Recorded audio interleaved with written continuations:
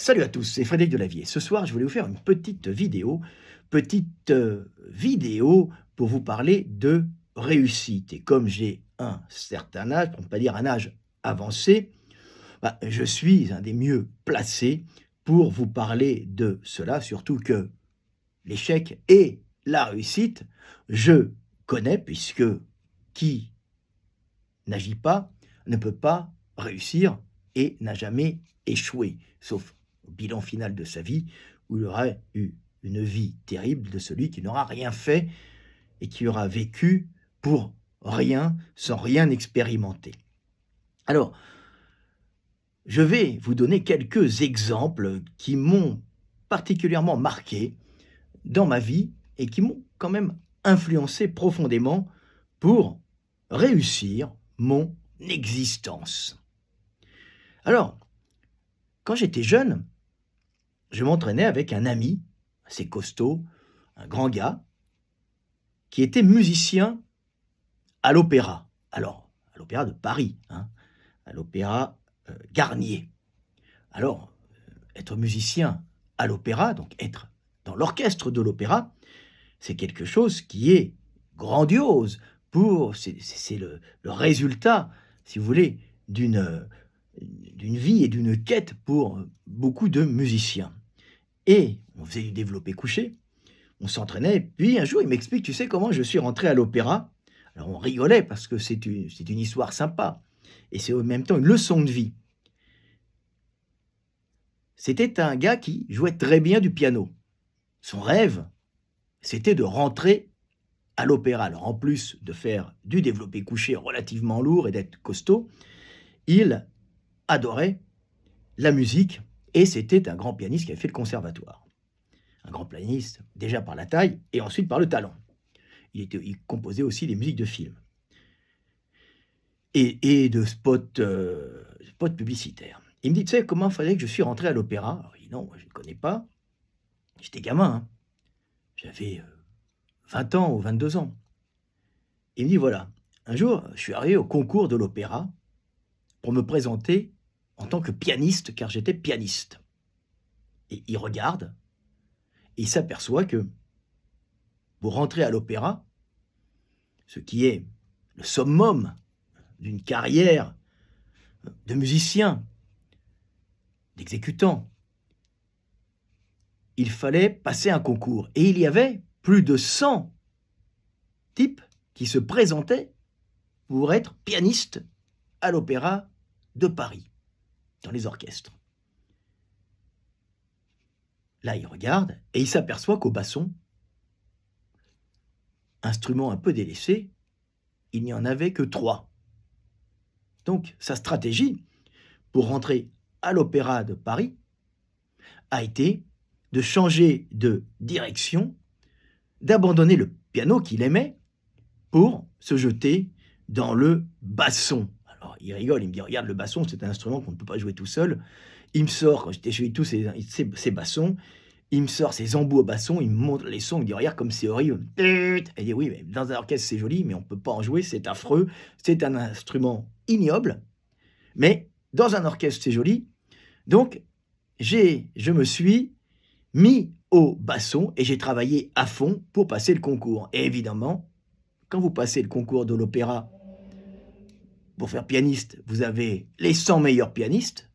Et quand vous voulez passer le concours pour être bassoniste à l'opéra, vous avez que 3 types et les possibilités de remporter la place sont bien plus élevées. Évidemment, il a passé le concours et il a gagné et il est devenu le bassoniste de l'Opéra de Paris, ce qui est un titre prestigieux puisque il se présentait comme: «Je suis musicien à l'Opéra de Paris», ce qui est la consécration ultime d'une vie de musicien. Alors pas forcément de compositeur, mais au moins de musicien, d'être dans les plus grands opéras. Donc c'est une histoire qui est marrante puisqu'il a contourné la barrière du piano où il y avait les 100 meilleurs types qui se présentaient, avec une chance beaucoup plus faible de réussir, pour travailler à fond le basson et réussir. Alors je rigole parce que c'est un instrument qu'il n'appréciait pas particulièrement, mais qu'il l'a rendu heureux en lui permettant de rentrer à l'opéra, d'être correctement payé. Je me souviens, il me montrait ses costumes. Ils ont dû me faire des costumes sur mesure parce que je suis le plus gros, le musicien le plus balèze, le plus costaud de tout l'opéra. Bah oui, il faisait de la musculation, du bodybuilding, il était costaud, c'était un musicien costaud. Il n'y en a pas beaucoup, bien sûr, hein. Et ça lui laissait pas mal de temps aussi pour pouvoir faire ses compositions parce qu'il crée de la musique à l'époque pour des films, des séries surtout, hein, et des publicités, et il en vivait très bien. Donc c'est une petite histoire sympa, au passage, qui n'a rien à voir avec ça, la réussite. On s'entraînait ensemble et vous savez, l'histoire de la suicide prise, la suicide prise, il prenait sa prise avec le pouce à l'intérieur. Une fois, il était avec moi et la barre lui a échappé et lui est tombée d'un côté sur le cou, hein, il ne pouvait plus l'enlever. Heureusement, j'étais là, il était tout rouge. Heureusement, il n'a pas eu de gros traumatisme. Il m'a dit, putain, j'ai cru que j'allais mourir. J'ai tout de suite repris la barre. J'étais derrière et le type a lâché d'un coup, hein. Donc c'est dangereux, heureusement, on prend la barre. Donc la suicide prise, on connaît. Et en plus d'être musicien à l'opéra, il a expérimenté la suicide prise et la barre sur le cou. Et je me souviens après, il est allé se gaver de bonbons en me disant « Qu'est-ce que c'est agréable d'être en vie ?» Puisqu'il était passé quand même à 2 doigts d'un accident assez grave. Donc ça, c'est un peu l'histoire, hein. J'avais 18, 20 ans, 22 ans, je sais pas, 21 ans. J'étais un gamin. Donc ça, c'est une histoire intéressante pour comprendre la réussite et pour ne pas s'acharner à un endroit où vous ne pouvez pas rentrer, contourner plutôt pour pouvoir réussir, hein. Quand la porte d'entrée est bondée, moi je dis toujours, rentrez par la lucarne des chiottes, ça vous permettra de réussir, ne faites pas forcément comme tout le monde. Alors il y a une autre histoire que je trouve assez sympa, c'est l'histoire de Sizia Ziquet dans Oro. Alors ça vous en dit long sur le fait de devenir connu dans un domaine quand on est le seul quasiment. Et il raconte l'histoire d'un spécialiste en bijoux précolombiens du Costa Rica. Vous savez, Sizia Ziquet, c'est cet aventurier, réellement aventurier, hein, viril, qui a vécu de nombreuses aventures. Et l'aventure de Oro est visiblement son livre Oro, hein, qui se passe au Costa Rica, où il acquiert une mine qu'il exploite d'une façon un peu brutale parfois, et il fait des bijoux, lui, il vend de l'or, bien sûr, et des fois, il fait des contrefaçons pour vendre son or, pas au prix de l'or, mais au prix du bijou précolombien.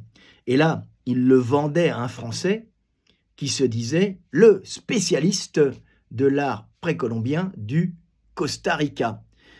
Et il lui vendait des vrais bijoux qu'il achetait parfois et des faux qu'il faisait au même prix.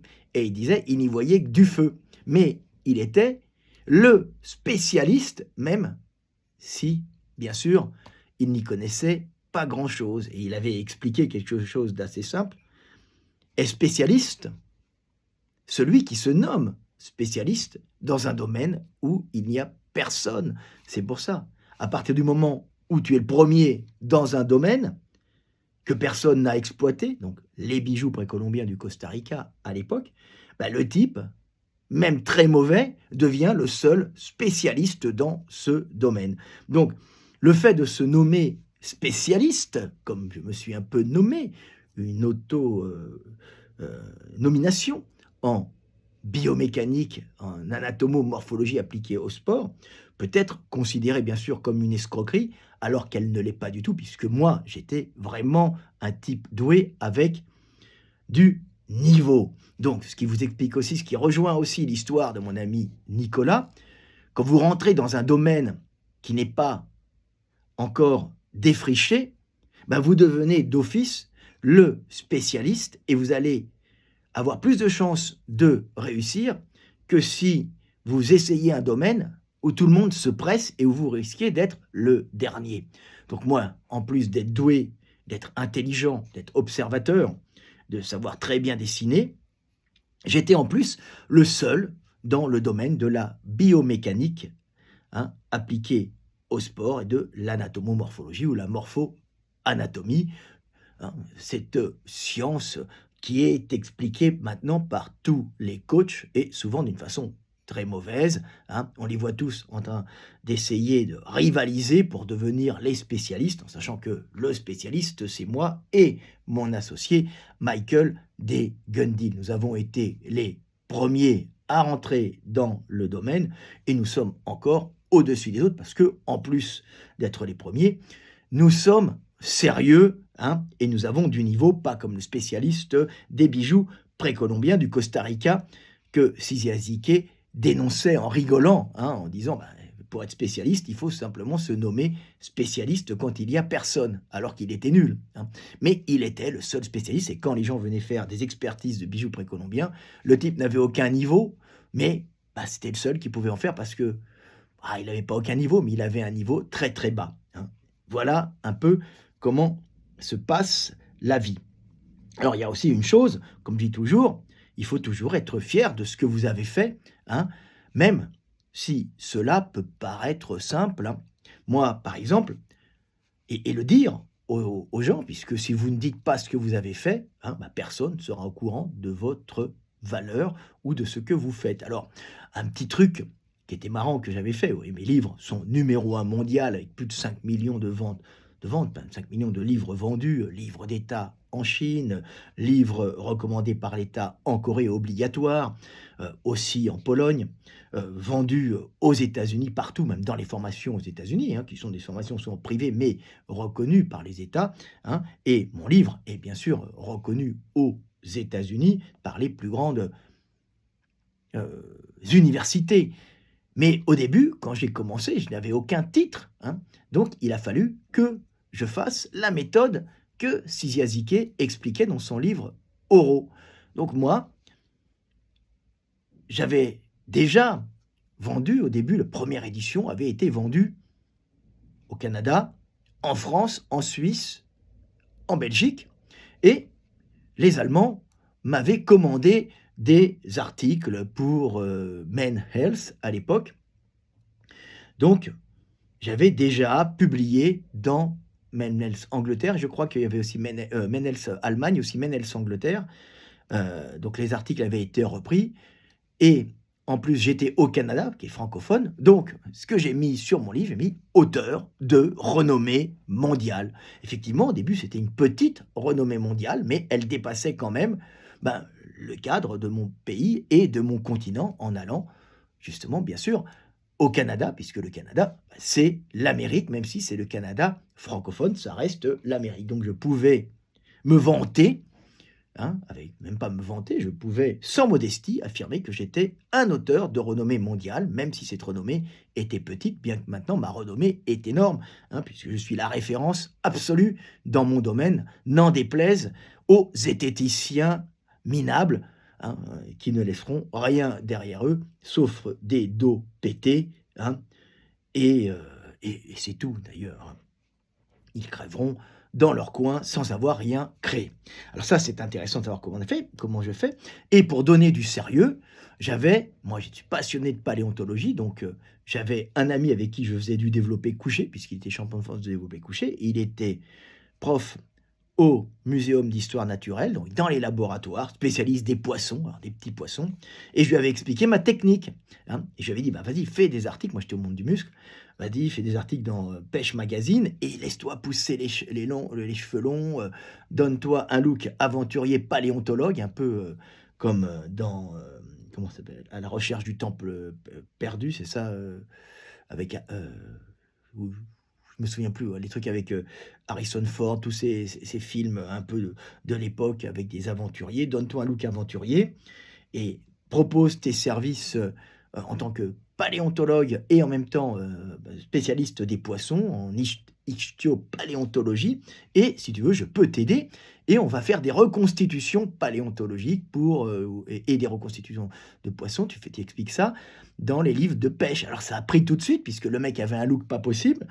Et on expliquait l'histoire des poissons que les pêcheurs pêchaient, et ça a marché. Alors, il est passé ensuite à l'émission Chasse et Pêche, et dans la foulée, on a écrit, alors lui a écrit des articles, et moi je les ai illustrés, mais il me les montrait, on faisait les recherches, et je faisais les illustrations pour ces articles de paléontologie et je lui ai dit: «Écoute, je connais les Américains, ce qu'ils veulent, c'est du bel emballage». Je crois que c'était American Paléontologie, je me souviens plus exactement du nom, mais ou paléontologie américaine ou American Paléontologie, je me souviens plus et j'ai passé souvent les articles, hein, et on a proposé des articles aux Américains avec de magnifiques, à l'époque, hein, illustrations, de poissons fossiles. Alors c'était on aurait dit des petites épinoches, hein, mais c'était une autre espèce, hein. Donc on a repris un peu, on a fait un peu la reconstitution du poisson avec ce que ça pouvait être la couleur, ce que ça pouvait être la forme, en fonction des os qu'on avait découverts. Bien sûr, moi ça m'intéresse pas particulièrement, c'était pour le titre. Donc ce qui est marrant, c'est que 2 fois de suite, on a fait la couverture du magazine et les articles et mon nom étaient cités. Donc évidemment, dans mes livres de musculation, j'ai dit heu, auteur de renommée mondiale, a collaboré à de nombreuses revues, dont American, je crois que c'était American Paléontologie, je me souviens plus, je vous regarderai sur les livres, American Paléontologie, heu, dont American Paléontologie en paléontologie, voilà. Donc c'était des petits poissons, mais ça restait la couverture, on faisait la première quand même, hein, avec un beau poisson représenté, ce qui est rigolo. Alors cette petite histoire me permettait de m'afficher en tant que scientifique, quelque part. Je le suis, hein, bien sûr, je suis quelqu'un qui est extrêmement rigoureux dans ma façon de travailler, mais ça me donnait en plus, bah, la valeur, si vous voulez. Et je me souviens, heu, d'avoir vu une vidéo d'un anthropologue, pas mauvaise, Christophe Darmanjat, qui se dit, anthropologue marxiste. Je vois pas en quoi il est marxiste, mais c'est pas grave et il a fait une très bonne une vidéo sur la guerre. Bon, le mec n'est pas très sympa et très mal élevé comme beaucoup de Français. Je lui envoie un petit message en disant: «Écoutez, vous passionnez pour la guerre, pour heu, les tribus de chasseurs-cueilleurs, si ça vous intéresse, je peux vous montrer où c'est». Moi, je suis pas passionné de d'anthropologie aussi, puisque c'est aussi le thème de mes livres, hein, l'évolution humaine et les rapports humains et comment l'homme s'est constitué dans son milieu, hein, en fonction de son physique et en fonction de son milieu, le milieu influençant le physique, la structure. Et je lui ai dit: «Bah, moi j'ai pas mal étudié avec bien sûr Google Maps, hein, Google Earth, les tribus des îles Sentinelles dont vous parlez, des îles Andaman et c'est des tribus qui sont isolées, hein, complètement, du monde et qu'on conserve un peu sans contact, hein. Elles ont tué des gens quand ils viennent les voir. En fait, elles ont quelques contacts, quelques échanges contre des bouts de ferraille, heu, des noix de coco, quelques petits trucs encore, hein. On leur apporte des tissus de temps en temps. Maintenant, ça ils arrêtent ça pour les conserver, pour éviter les contacts, pour pas qu'ils aient trop de maladies aussi et j'avais étudié ça puisque moi-même, ayant vécu en forêt amazonienne, ayant fait des expéditions, je connais un peu le Léona, je sais comment on s'installe et comment les tribus, hein, vivent près des cours d'eau et comment ils vivent en fonction des régimes alimentaires. Donc quand on regarde, l'île, Nord Sentinelle, l'archipel des Andaman, on voit très bien, si vous regardez à côté des lagons, bah, ils se mettent à côté des lagons parce que c'est dans les lagons qu'il y a des poissons, donc ils pêchent et ils chassent un peu, mais ils pêchent particulièrement, hein, il y a beaucoup de poissons. Donc ils se mettent à côté de leur lieu de nourrissage et on voit leur village, leur layon, c'est le petit chemin qui mène et on voit qu'en vérité, ils ont des petits villages très bien organisés qu'on ne voit pas au premier abord. Puis j'envoie, je lui dis: «Voilà, si vous voulez regarder, il y a ça, si ça vous intéresse, on voit tout à tel endroit sur, Google Earth». Moi-même, je suis passionné et le type me renvoie: «J'ai vu que vous aviez écrit pour, des livres de paléontologie». Alors bien, c'était un copain habillement aux zététiciens. J'en ai trouvé aucune source. Au revoir». Au lieu de me dire merci. Vous voyez déjà le niveau du type.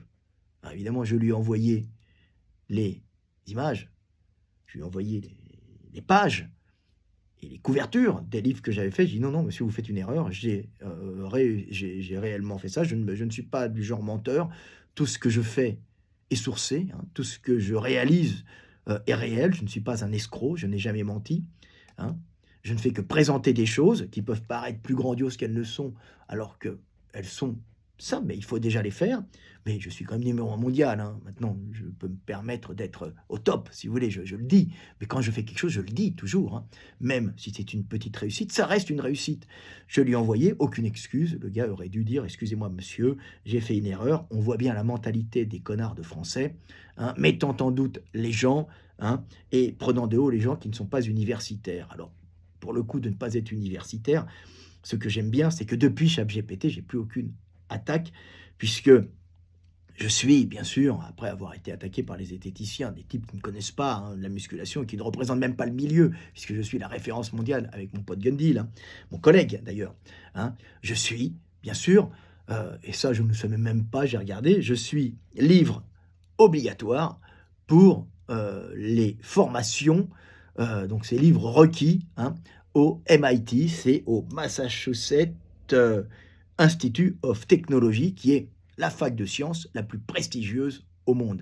Donc, à 60 000 euros l'année, il est évident que les types ne vont pas prendre des références de merde pour leurs élèves. Ils prennent bien sûr les meilleurs, c'est-à-dire moi. Hein. Donc, je suis référence dans les livres de formation, bien sûr, pas en mathématiques, hein, pas en biomécanique propre, mais en musculation et anatomie appliquée au sport, ce qui est déjà une grande gloire, puisque souvent, la plupart des gens, leur rêve, des jeunes, hein, c'est d'aller étudier au MIT. Les meilleurs vont étudier au MIT, comme je dis tout le temps. Delavier est étudié au MIT, ce qui est en général le Graal, ce qui est la réussite ultime pour un scientifique, hein, c'est d'être étudié dans les plus grandes facultés scientifiques. Alors, on va pas faire une échelle de valeur. Le sport n'est pas en dessous des maths. Alors, dans l'esprit des gens, c'est en dessous pas du tout, puisque c'est quelque chose qui est comme qui a de la valeur, qui est noté hein, au même niveau. Les Américains sont très pragmatiques, puisqu'ils font des formations techniques, sciences, sport. Donc, je suis au MIT, ce qui est glorieux. Hein, tout le monde n'y rentre pas. C'est l'histoire, comme je vous ai raconté, hein, du bassoniste. Hein, même si les gens attribuent une grande valeur au piano, le basson est fondamental aussi dans l'orchestre, comme le triangle. Le type qui est triangle dans l'orchestre de Paris, ben, il est quand même le meilleur triangle. Il a la capacité d'être triangle avec les meilleurs musiciens, que ce soit des musiciens de basson, de piano ou de harpe. Ils sont les meilleurs. Vous savez, le triangle, c'est cette petite triangle métallique qu'on entend des fois dans les concerts. Et le type, il est là, il ne fait rien dans un coin. Et à un moment, il fait... Et vous avez le triangle. Et ça n'empêche qu'il est comme les autres, hein, même s'il y a peut-être moins de concurrence chez les triangles. Alors, il n'est pas que triangle, c'est la percussion. Hein. Ils ont le marteau, de temps en temps, on les voit avec un énorme marteau faire un bruit. Hein. Ils ont 2-3 instruments, une caisse énorme aussi, des fois. Bam, bam, bam, bam. C'est pas que le triangle, je rigole, mais c'est l'image que je donne. Donc c'est très intéressant de comprendre ça, pour comprendre la réussite, hein, surtout quand vous avez fait quelque chose, hein, ben, dites-le, criez-le sur tous les toits. Hein.